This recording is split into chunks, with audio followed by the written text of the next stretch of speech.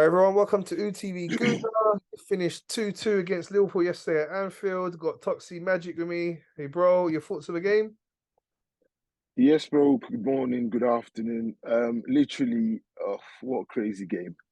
Crazy, like even not being there, you could see the atmosphere was crazy, after maybe being in contact with a few guys that went up to watch. It's mad. And the feeling as well, I could just imagine like that away game. I'm due that away game, and that would have been a perfect one because to go 2-0 up against Liverpool, it's absolutely amazing. Unfortunately, the end result was not what we wanted after going 2-0 up. To be honest with you, if you'd given me that before the game to say a 2-2 draw at Anfield, I would have said yes. I would have beaten your hand up for it. I would have taken it nicely. So, but to go 2-0 up, you're full of expectation. You think, what's going on?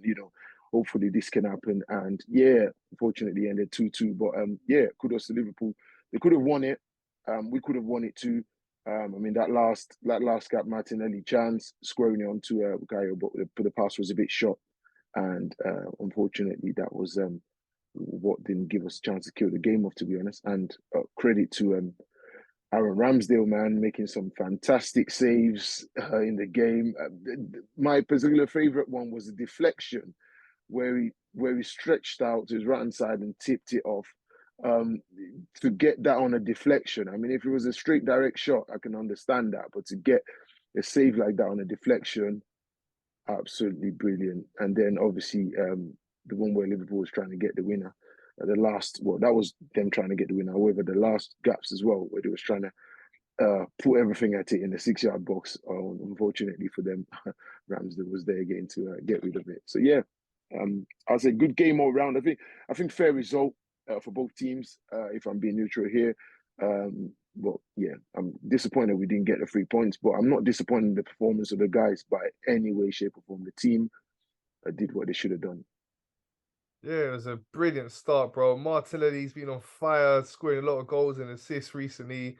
Got that opening goal, brilliant finish. It's underrated, but the way he just touched it just to get enough pace on it to get it past the keeper and into the corner. I mean, it was his ball in for Jesus's goal, brilliant crossing. Jesus was brilliant as well. See him running all over the place, not just for goal he got, but his build-up play, the way he was tracking back, trying to make runs, that no-look pass as well. Both of them were outstanding yesterday.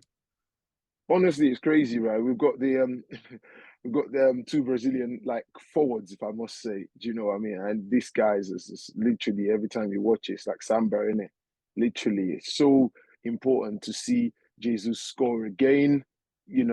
Just after coming back from injury, yeah, last game at home, 2 goals. This time around, 1 goal away, especially at such a great stadium, Anfield, and on such a great, important game. You need your number nine to turn up. You need him to score goals, and and you need him to perform genuinely in a game. What did he do? He didn't. He didn't. Disappoint at all. He delivered exactly what he should have done. And then kudos to Martinelli, the young man. He's making it hard, and he's trying to make it hard for Arsenal fans to be able to select player of the season. We all know it's going to be leaning more towards Bukayo, but Martinelli's kind of trying to make it hard towards the last few games of this season by just constantly turning up, absolutely twisting defenders in and out, playing great football, amazing football, and topping it off with scoring fantastic goals. So come on, man, we can't go wrong with this guy. Yeah, I'm more than happy for him. Him scoring, him kind of settling and assisting on the second goal as well. So yes, I love it. Yeah, bro. So it was really outstanding first half, but unfortunately, they managed to get that equaliser with just a couple of minutes to go. I wanted to ask you your thoughts because I've seen a lot of people criticizing Granit Xhaka, saying that his incident with Trent awoke the crowd there, and that was a big turning point. There's two ways of looking at it. Okay, he could have just walked away, maybe. We're cruising, tuning up. But the other thing is, we want to see that passion and that drive in the team, fighting for each other. And it was a situation where it was kind of like an instant reaction where, he was disappointed he didn't get the foul. I mean, he went in on Trent. Trent responded badly to that. Xhaka stood his ground. Didn't really do much, but they're saying that that incident was a turning point. What are your thoughts on it? So as a leader and as the improved player that Xhaka has become, because regardless of what it is, yes, I know Martin Odegaard wears the armband, but Xhaka is one of the senior players in the team, and yes, I believe that. Do you know what? that was needed. That game was fiery, right? Do you notice that the ref had to change at halftime? I don't think the ref could psychologically cope with the mental strength and the speed and the pace at which that game was going. And funny enough, I don't know if you noticed, when Robertson, they got elbowed in the face. Did you notice that incident? When he came to try to talk to the ref and the ref just shoved him off and boom, next thing you know, elbow in the chin. I'm surprised Robertson, I think it's Robertson, I'm surprised he didn't go down on a dive and see if the ref would get to book himself or the photo official might come in and book him. But honestly, I go off on a tangent there, but I'm not disappointed in Xhaka for doing that. Listen, these tackles were coming hard and fast. The referee lost the plot. Yeah, unfortunately, Xhaka had to go in. And he's much more composed player than he's been in the last few years. And I'm glad he didn't do much, but he had to stand his ground. You can't have such a little boy compared to Xhaka. Honestly, I rate Trent. Yeah, don't get me wrong. Yeah, Alexander Arnold, I love him as a player. But you can't have such a young man like that trying to think that he can just stand up and start squaring off and whatever. We know if we let Xhaka out of the cage, it would literally rip Trent, to pieces. But he's not that man anymore. Do you know what I mean? But he still needs to stand his ground. He's not just going to like walk away and tread along. You know he's not going to do that. It's just so hard, isn't it? For someone who's always had a temper before to just walk away from an argument. It's not always going to be like that. He's still got to stand his ground and still feel like he didn't get ripped off. And if people want to blame him for that goal, then that's their opinion. To be honest, it's at Anfield. The stadium, it's going to be hot. Like, you've been there when we're playing at home. You know what we're like. Our reception is very hostile to the opposition. And that's what we're getting. So I don't understand why people are going to feel like, oh, maybe that rattled the fans to get they were shouting already. Anyway, they were 2-0 down and they're probably trying to G their team along, and from what everyone was expecting was that Arsenal was going to go down there and get handed, our asses handed over to us. Every game we play is a test for Arsenal, according to everyone else who doesn't support us. But I don't care. When I say, and I'm going to say it again, I did say it was going to be an easy game. First half, we ran round them. We ran riots around them. Second half was a bit disappointing. Yeah, okay, for them to nick that goal before the halftime, unfortunately, we needed to go in with a clean sheet. But however, I believe that even going in at 2-1, I knew Mick was going to try and sort it out and try and get the guys in the right places. Unfortunately, yeah, Xhaka again got beaten for the second goal, didn't he? So unfortunately, I think he just had one of those days, and we got to get behind our players and stop slagging them off just based on one disappointment. Because when he's scoring, everyone's there shouting his name and everything, and then he's only human. He's going to make mistakes. So Arsenal fans, let's get over it. Yeah, like I say, two ways of looking at it. I think it was just a natural reaction for him. He didn't really do anything much. I'm reading articles, and I saw an article today on BBC saying that was a massive turning point that awoke their crowd, and but I don't think you can put it down to one small incident like that. They're comparing it to last season as well when I had that thing with Klopp. These things happen, but you wouldn't say this is a major factor in the game changing. Just got to credit Liverpool. They stepped up their performance. Second half, they did play very well. And in the end, you say 2-2 is a fair result. First half, we had yeah, them. yeah. Yeah, like I said, 2-2 is a fair result because it was all over them in the first half. They got that goal, yeah. But second half, they came. I mean, at one point they had 70% possession. But then if you look at it, the game in the first half, the shots that we took and shots that they took, for them to be at home, it should be a shame to them. I mean, I'm sure Jamie Carragher was kicking himself with how much we played them, absolutely played them out of the park, if you know what I mean, in the first half. And the second, yeah, they got themselves back in it. And that's what it's all about. I mean, talking about articles, I think I saw something about where Klopp said he had the idea and knew what he was going to do to beat Arsenal. Unfortunately, that obviously didn't work out for him. So I think the man's just in cuckoo land sometimes as well. Top manager in the leagues right now, when you talk about football managers that are top in the league right now, you talk about Mikel Arteta and you talk about Guardiola. Guardiola just beats Mikel Arteta because he's the boss, just slightly over, right? Because he's the boss, and the master will always beat the apprentice in it sometimes. But let's see what happens in that return leg at the Etihad when we go and play them. So yeah, I'm more than happy with that result, to be honest. I would have loved for us to beat them. However, I think we could have been talking about a defeat this morning. We could have been talking about a 3-2 defeat, okay, but we're talking about a 2-2 draw. Points shared. I think it's only fair. Liverpool fans would have beaten your hands off after 26 minutes if you told them they could have a draw.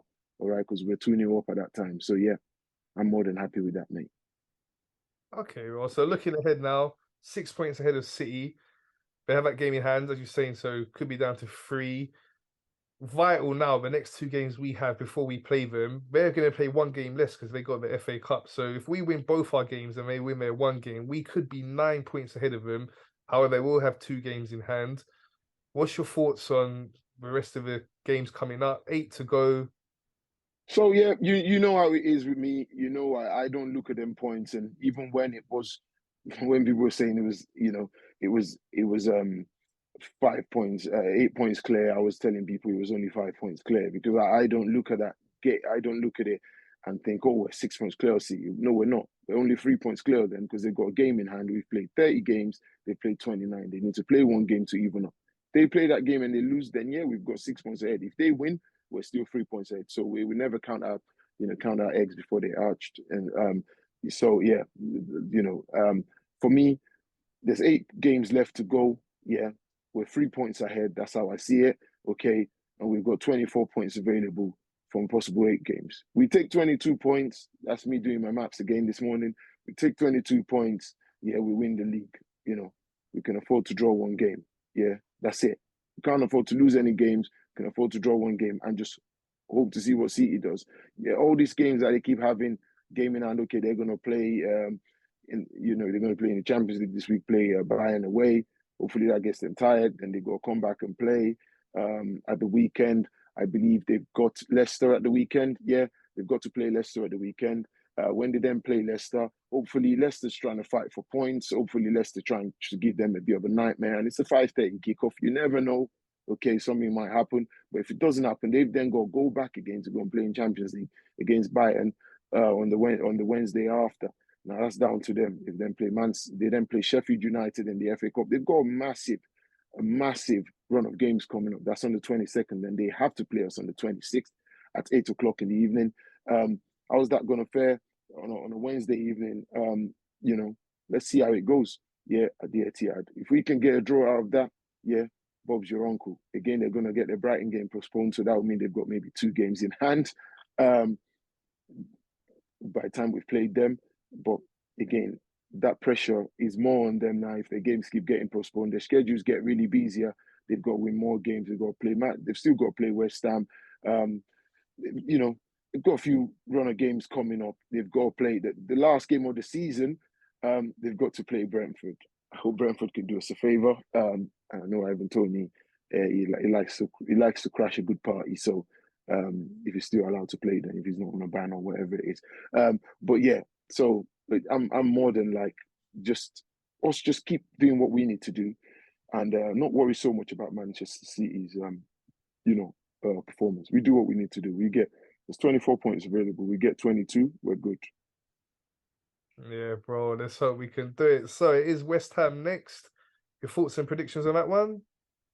Yeah, West Ham next. We've got a hard run, to be honest. If you look at our runs compared to City, we've got West Ham next away, then we've got Southampton, then we've got Man City. So you can look at that run and think, wow, this is hard. So for Southampton on a Friday night on the 21st, this is a Friday after next.